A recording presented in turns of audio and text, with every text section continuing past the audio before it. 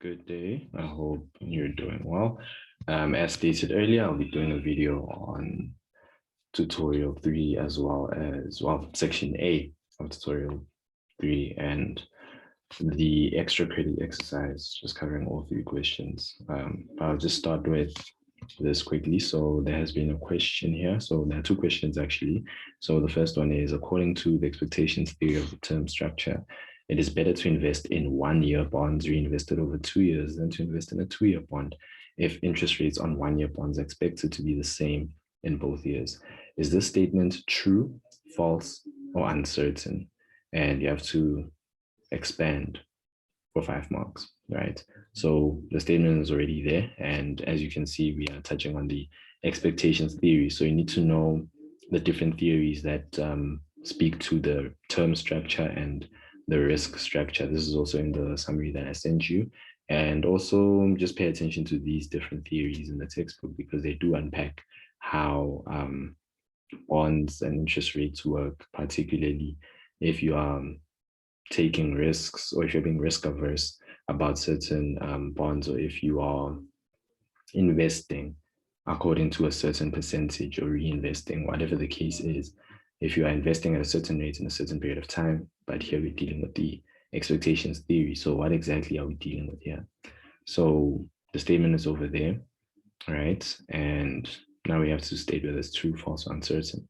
So the answer is false. The expectations theory of the term structure implies that with a R1 investment in 1-period bonds over 2 years, the expected return is given as per this formula. So your interest rates and your other interest rates with the power of E plus 1. So that will refer to your additional year. So there's the normal one and then your interest rate in the second year, which equals 2IT. So the T would be a subscript, right? So which equals 2IT, assuming that 1-period bond rates are expected to be the same across both periods. So this is 1 period and this is another period. Then with a R1 investment in a 2-period bond, the expected return is 2I, 2T. So as you can see, the subscripts that you just need to pay attention to. So 2 times interest rate, 2T, right? Thus, only if the expected 1-period bond rate for both periods is greater than the expected 2-period bond rate, will 1-period bonds be a better investment. So I'll just say that last sentence again. Thus, only if the expected 1-period bond rate for both periods is greater than the expected 2-period bond rate, will 1-period bonds be a better investment. So it is on this basis where only 1-period bonds be a better investment than the expected 2-period bond rate, provided that based on our conclusion here, we are then saying it is only on that condition that 1-period bonds will be better. So 1 period, the period referring to the year, right? So because that's the timeline that we are working with. Then the second question, suppose the interest rates on 1, 5, and 10-year South African Treasury bonds are currently 3%, 6%, and 6% respectively. Investor A chooses to only hold only 1-year bonds, and investor B is indifferent regarding holding 5 and 10-year bonds. And how can you explain the behavior of investors A and B, right? So we'll just delve deep into it for 5 marks. Even though she receives a low expected return, investor A clearly prefers to hold short-term debt, perhaps because it is more liquid. So what exactly are we saying when we say debt is liquid? You also need to know what that means. And when something is liquid, it means you are able to turn it into cash, right? So you need to know that. Then investor A's preferences are consistent with the segmented market theory. So as I stated, you need to know the different theories. So the segmented market theories, the expectations theory, the different theories that underlie the risk and term structure. What exactly do they cover? Because you will be able to, or you'll be required to explain these types of theories in your examination. So we already dealt with investor A's preferences. Then investor B is apparently maximizing expected return. But since he is indifferent between the 5 and 10-year bonds, investor B doesn't appear to favor any particular maturity. And so the views are as follows. So as a result, you've used the 5 and 10-year bonds as essentially perfect substitutes, an assumption that is consistent with the expectations theory of the term structure. So the theme that we're just getting here is aligning with the theories that you should be focusing on, because in the exam, you'll be required to touch on them, and explain them in great detail. So understanding the different behaviors of the different investors, and also ensuring that there's a holistic understanding of the concepts. All right, so that covers the tutorial, and then we'll just move on to the extra credit exercise in a moment. I was just looking for the textbook to check if it's open, and it's open. So we will cover the next part of this video, which is the extra credit exercise. So according to the portfolio choice theory, another theory that you need to be familiar with, list the 4 factors that affect the quantity demanded of an asset. So you have wealth, expected returns, risk, liquidity.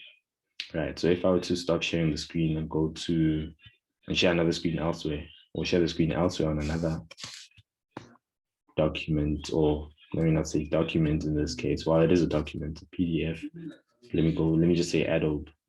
What exactly would I be talking about? What exactly are we saying about these 4 things? So these are the determinants of asset demand. So wealth is defined by the total resources owned by the individual. The expected return is based on one asset relative to another asset. And then risk refers to the degree of uncertainty associated with the return on one asset relative to alternative assets. And then I just explained this earlier, liquidity, the ease and speed with which an asset can be turned into cash relative to alternative assets. And there is an explanation on this in the textbook. This is the 11th edition, but the 10th edition is not really far off. Whether you use the 10th or the 11th edition of the textbook, you should come all right. So here we have wealth, and holding everything else constant, an increase in wealth raises the quantity demanded of an asset. And then for expected returns, an increase in an asset's expected return relative to that of an alternative asset. Holding everything else unchanged raises the quantity demanded of an asset. And then risk is obviously based on the uncertainty that stems from you investing in that particular good. So earlier we spoke about risk aversion and being risk averse and someone who prefers risk. So a risk averse person is someone who will keep an eye out on ensuring that this risk will not cost me.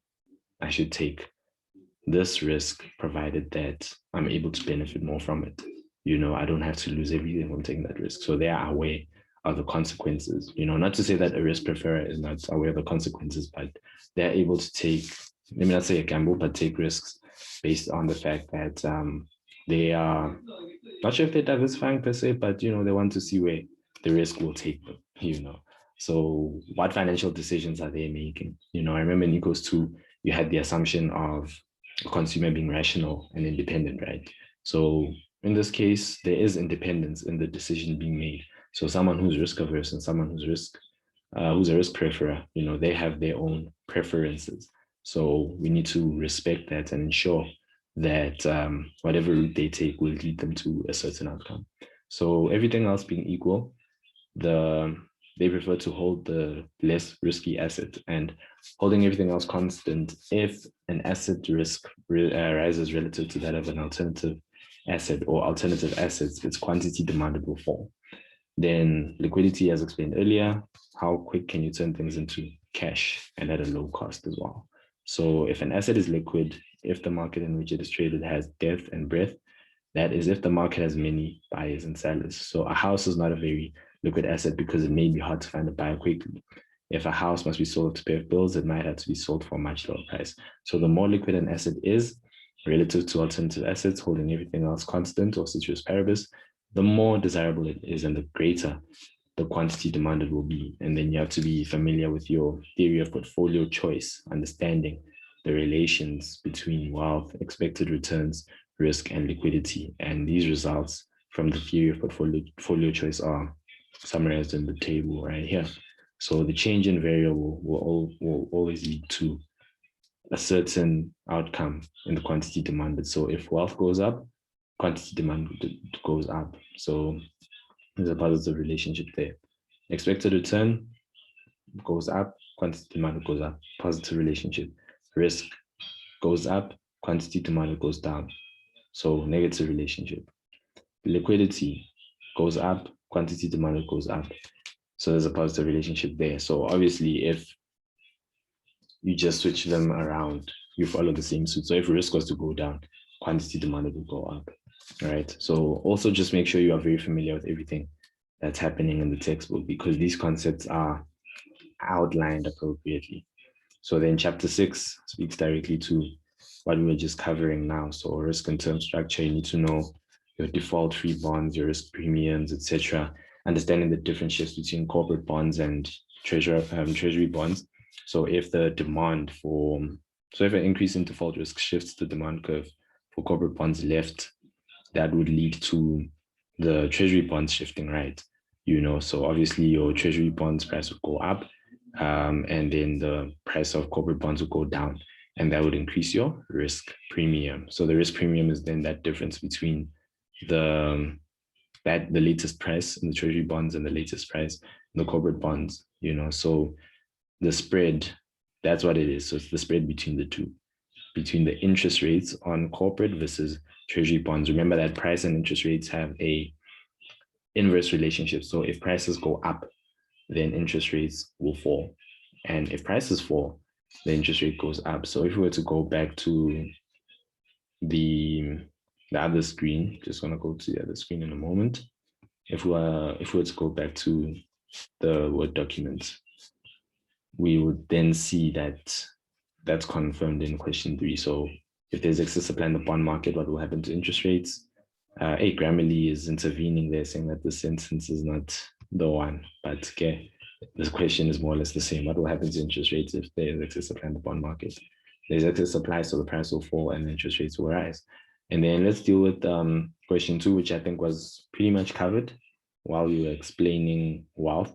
So the quantity demanded of an asset is positively related to wealth, and holding all else constant, an increase in wealth raises the quantity demanded of an asset. So the second sentence speaks directly to the first sentence, talking about the positive relationship between the two, quantity demanded and wealth. So if you have more money, you're able to get more. In a nutshell, that's the best way I can explain it. More money, more problems. So that's the situation right there. But please do make sure that you familiarize yourself with the textbook. As you can see, this is on Google Docs. So please make sure you make use of your Google Docs, where you just have your headings. And let's say maybe you want to highlight these in different colors. You have them there, then you can include comments and stuff.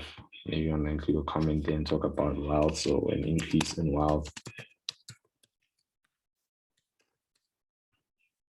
will lead to an increase in quantity demanded, for example. So if you're just isolating, so let's say, for example, I decided to jazz up this document a bit. And so I comment there, and then maybe I delete everything. Let's say I was just focusing on wealth. I'd have that as a heading, or maybe, but I'm just being creative, yeah. So just have something and just type whatever you need to type. Obviously that doesn't make any sense, but I hope you're just making use of Google Docs for your benefit, and any other creative study method, just to ensure that you're ready for the essay and the exam, and also being a pioneer in money and banking, or any field of research or interest that you like, the working world. So that's all I have on offer. And if there are any questions, please do not hesitate to reach out. Thank you very much.